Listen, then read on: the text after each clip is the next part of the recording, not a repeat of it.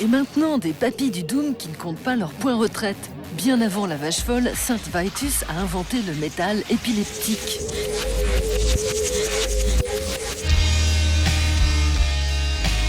Marion, notre reporter tout-terrain, a rendez-vous au Hellfest, le Nirvana des métalleux, avec 3 ardeux bien carrossés. Les Américains de Saint Vitus débarquent boots en avant dans le métal brut de décoffrage des années 80 avec une mission, imposer un nouveau son lent et lugubre, le doom metal, le métal maudit. Pas super optimistes, ces galurons piquent leur nom à une maladie du Moyen-Âge, la danse de Saint-Guy, qui provoquait des mouvements frénétiques incontrôlables.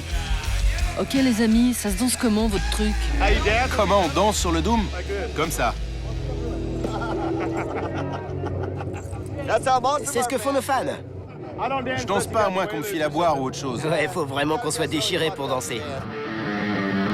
Au Moyen-Âge, la danse de Saint-Guy, Saint Vitus en anglais, était provoquée par une moisissure du seigle, l'ergot, un LSD naturel qui se cachait dans le pain.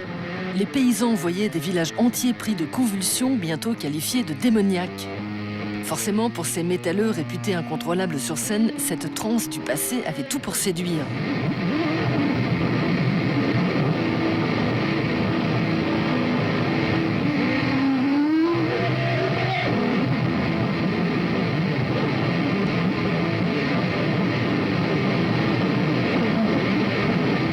Quand ils ne disjonctent pas en public, ces 4 Californiens ont le spleen. 34 ans après leur début, leurs clips, comme ici Let Them Fall en 2012, ont toujours l'air sponsorisés par les fabricants d'antidépresseurs.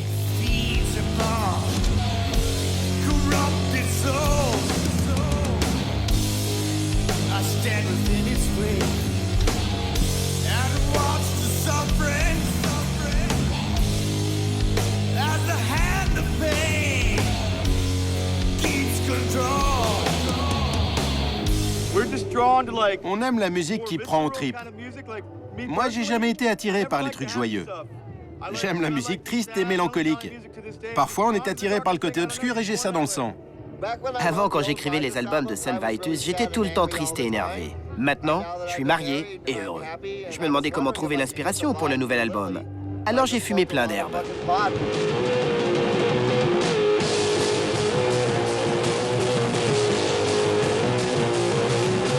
À Los Angeles, en 79, le guitariste Dave Chandler forme Saint Vitus avec son pote de lycée, le bassiste Mark Adams. Un nouveau membre les rejoint bientôt, Scott Wino Wyrich, 26 ans, qui abandonne un avenir radieux au service d'un gang de bikers pour s'emparer du micro. Le groupe sort son premier album après 5 ans de répétition et de premières parties plus ou moins glorieuses.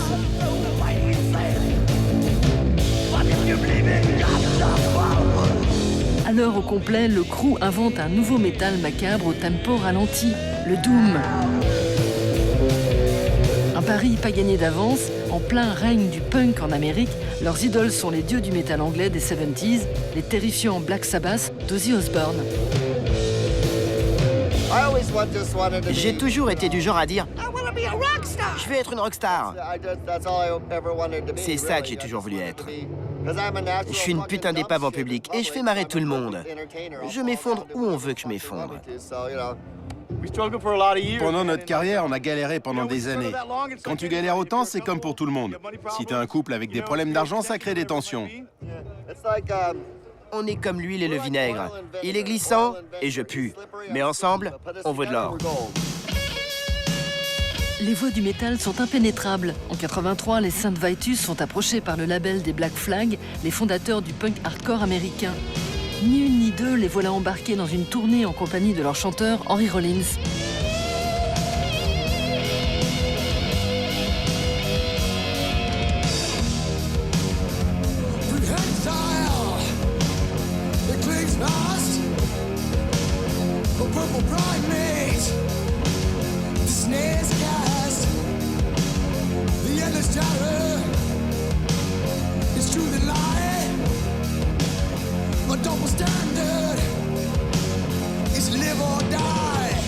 First time I ever encountered Wino was in the early 80s. And this is back in the days where, like, if you had no hair and someone had long hair, it meant friction. So anyway, I see this like tough-looking long-haired guy. So I go across the street and I'm trying to walk by this guy. And he just goes like, "Hey!" I'm like, "No." À Los Angeles, il n'y avait pas de scène Doom. On était les seuls à faire ça. Il y avait du heavy metal, mais c'était du air metal. On n'avait jamais entendu parler des autres groupes avant de commencer à jouer. C'est seulement là qu'on a découvert les autres scènes. Black Flag nous a signés uniquement parce qu'on était différents. Ils nous ont programmés sur des concerts punk juste pour faire chier leur public. Et ils donnaient un super concert après nous parce que le public était devenu hyper violent. Il a fallu 2 ans de violence avant qu'ils nous acceptent.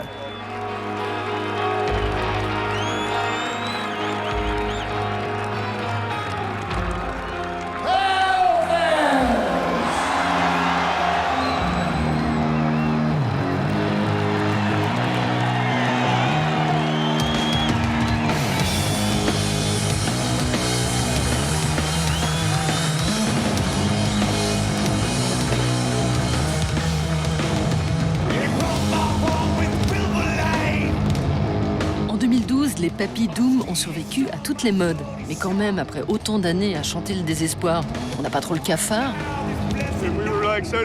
Si on était aussi déprimés, on serait mort ou en prison.